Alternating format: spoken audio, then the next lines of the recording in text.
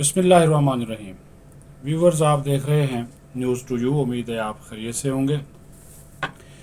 एक जो है वो झूठा प्रोपगंडा करना, तहरीक इंसाफ का जो सोशल मीडिया ब्रिगेड है, आवाम को हकायक की बजाय उनको अपना नुक्ता नज़र और यकतरफा नुक्ता नज़र बताना और उनके जहनों को प्रांगदा करना, हकायक को छुपाना या तोड़ मरोड़ कर पेश करना, और ख़ास तौर पर हमारे जो फ़ौजी इदारे हैं, दिफाई इदारे हैं या उनके अफसरान हैं, उनको टारगेट करना, ये इनका वतीरा है। लेकिन हकायक नहीं छुप सकते। हकायक जो है वो बिल्कुल नहीं छुप सकते और वो सामने आ जाते हैं, सच सामने आ जाता है। उसी के ऊपर हम बात करेंगे, क्योंकि बहुत प्रोपगंडा सोशल मीडिया पे किया जा रहा है कि जो साबिक फ़ौजी अफसरान या साबिक आर्मी चीफ्स हैं, उनकी अक्सरियत जो है वो पाकिस्तान में नहीं रहती, उनको पाकिस्तान से प्यार नहीं है, ये बैरून दुनिया में चले जाते हैं, अमेरिका, यूरोप, कनाडा वगैरह, वहाँ पे जाकर ये रहते हैं और इनको पाकिस्तान की कोई परवाह नहीं होती। ख़ास तौर पर ये बात आला ब्यूरोक्रेट्स, जजेस और जर्नलों के बारे में कही जाती है। लेकिन इसकी जब तहकीक की गई या वजारत दिफा से हमने पूछा, रब्ता किया, तो कुछ जो चीज़ें सामने आईं वो आपके साथ शेयर करना बहुत ज़रूरी है। दूसरी एक बात जो है वो भी आपके साथ जो है वो होगी, और कि आम इंतखाबात को नवंबर में कराने के लिए जो कौमी असम्बली की तहलील है उसको कबल अज़ वक्त कर दिया जाए। इसके ऊपर इत्तेहादियों में बाज़ाब्ता तौर पर मशावरत और बातचीत जो है वो शुरू हो गई है। तो इसके ऊपर भी जो है वो गौर व खौज किया जा रहा है। इसके बारे में भी मैं आपको बताऊंगा। लेकिन सबसे पहले वो हकीकत, वो हकायक जो कि सामने रखना बहुत ज़रूरी है कि जो साबिक फ़ौजी क़यादत है उसकी जो अक्सरियत है वो कहा गया कि बैरून मुल्क मुकीम है।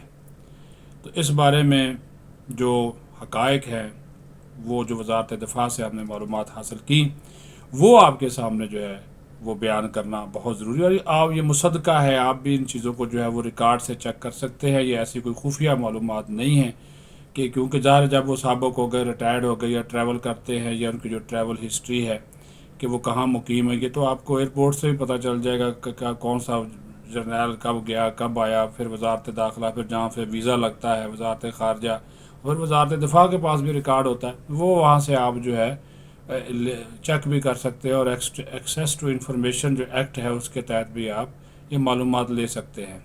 कहा गया जी कि 164 रिटायर्ड जर्नैल कनाडा में आबाद हैं। कनाडा में 164 जो जर्नैल हैं वो आबाद है। ये गुमराह किया गया लोगों को सोशल मीडिया के ऊपर।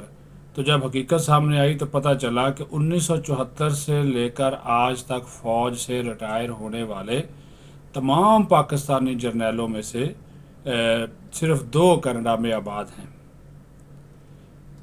1974 से लेकर आज तक जितने भी जर्नैल वो रिटायर हुए हैं, सिर्फ उनमें से 2 कनाडा में आबाद हैं। और इस वक्त कनाडा में तकरीबन कोई 2,30,30 हज़ार या 40,000, चलो 2.5 लाख कर लें, पाकिस्तानी आबाद हैं। और सिर्फ 2 जनरल अगर वहाँ पे रह रहे हैं, वो भी 1974 से लेकर आज तक, तकरीबन ये कोई अरसा बनता है 50 साल का, 49-50 साल का अरसा बनता है। तो जो जर्नैल जो रहते हैं, और वो इस आबादी का 0.0008% बनता है। और फिर जो साबिक आर्मी चीफ्स हैं, उनके पाकिस्तान में ना होने से मुतालिक बहुत सी झूठी मालूमात गर्दिश कर रही हैं।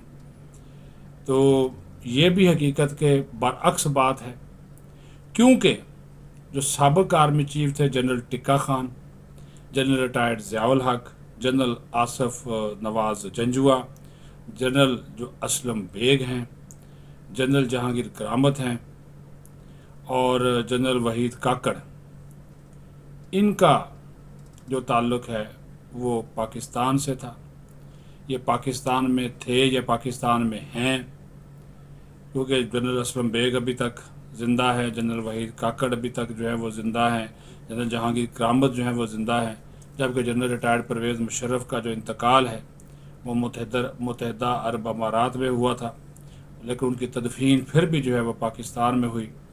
और इसी तरह जो साबिक आर्मी चीफ हैं जनरल इशफाक परवेज़ कियानी, वो पाकिस्तान में हैं।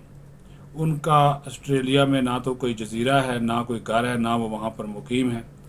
जनरल रिटायर्ड रहील शरीफ जो है वो हुकूमत पाकिस्तान की क्लीयरेंस के साथ सऊदी अरब में मौजूद हैं और वहाँ पर वो जो इत्तेहादी इस्लामिक इत्तेहादी फ़ौज है उसकी वो कमांड कर रहे हैं। लेकिन लफ्ज़ फिर वही है कि वो वहाँ पे मुस्तकिल नहीं गए, वो क्लीयरेंस के साथ वो वहाँ पर मौजूद हैं। इसी तरह हाल ही में जो रिटायर्ड हुए हैं जनरल कमर जवेद बाजवा, वो भी पाकिस्तान में हैं। उनका वो वैसे आने पेरिस चले गए, बेल्जियम चले गए, इधर उधर चले जाते हैं। सोशल मीडिया पर इस जो झूठ और बेबुनियाद प्रोपेगेंडा फैलाया जा रहा है जिसका हकीकत से भी कोई ताल्लुक नहीं है, और इस सिक्योरिटी इदारों ने अब जो मनफी प्रोपेगेंडा फैलाने वाले नासर हैं उनके खिलाफ न सिर्फ छानबीन शुरू कर दी है, बल्कि जो फ़ौज और इदारों के ख़िलाफ़ जो जहरीली मुहिम जोई कर रहे हैं उनको भी जो इंसाफ के कटहरे में लाया जाएगा, और जो फेक न्यूज़ फैला रहे हैं तो इसके ऊपर भी एक्शन जो हो नज़र आएगा। अब दूसरी बात जो है वो कर लेते हैं कि कौमी असम्बली की आइनी मुद्दत मैंने पहले भी कल आपको बताया था कि 13 अगस्त को मुकम्मल होनी है, लेकिन कल जो मौलाना फजलुर रहमान और पीपल्स पार्टी के वफद की वज़ीर आज़म से मुलाकात हुई है उसमें कबल अज़ वक्त असम्बली को तहलील करने के ऊपर जो बाज़ाब्ता मशावरत जो है वो शुरू हो चुकी है। कल भी इसके ऊपर जो है मैं आपको पूरा तरीक़ाकार बता दिया था, तो वो आज वो आया है बाकी मीडिया के ऊपर, नेशनल मीडिया के ऊपर, लेकिन हमने आपको कल ही इस हवाले से आगाह कर दिया था। उसमें तब्दीली सिर्फ ये है कि पीपल्स पार्टी जो है वो चाह रही है कि इलेक्शन जो है वो बर वक्त हों और इस असम्बली की मुद्दत पूरी होने के बाद हों, यानी कि वो भी इस चीज़ के हामी हैं कि असम्बली अपनी मुद्दत पूरी करे। 1-2 दिन का वक्फा आ सकता है, लेकिन अगर असम्बली मुद्दत से 1 घंटा पहले भी तहलील कर दी जाएगी तो भी फिर इलेक्शन 90 दिन के अंदर अंदर ही होंगे। तो ये बहुत सी चीज़ें हैं जिसके ऊपर बाज़ाब्ता तौर पर ईद के बाद जो है वो इत्तेहादी जमातों के सरबराहों का इसके ऊपर इजलास होगा, और उसमें फिर जो है इस बारे में एक हतमी जो फैसला है वो सामने भी आ जाएगा कि किस तरह कि ईद असम्बली जो है वो तहलील करनी है, और 13 अगस्त को उसको मुद्दत पूरे करने दी जाए या 13 अगस्त से पहले पहले कर ली जाए।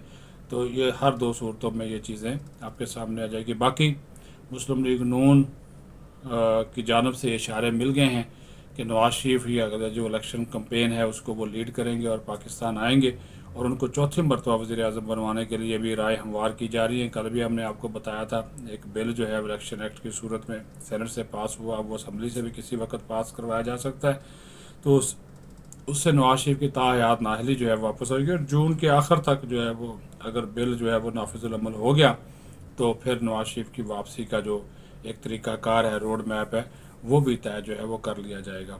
तो ये 2 इम्पॉर्टेंट न्यूज़ थी जो कि आपके साथ शेयर करनी थी। पाकिस्तान की जो फ़ौज है हमारी फ़ौज है, हमारा इदारा है, और वो अवाम की ताकत से वो इदारा अपना आप चलाता है, और अवाम की पूरी जो ताकत है वो उनके साथ होती है। तो ऐसे इदारों की हमें मजबूती के लिए काम करना चाहिए, ना कि हम उनकी कमज़ोरी का बायस बने। पाकिस्तान जिंदाबाद।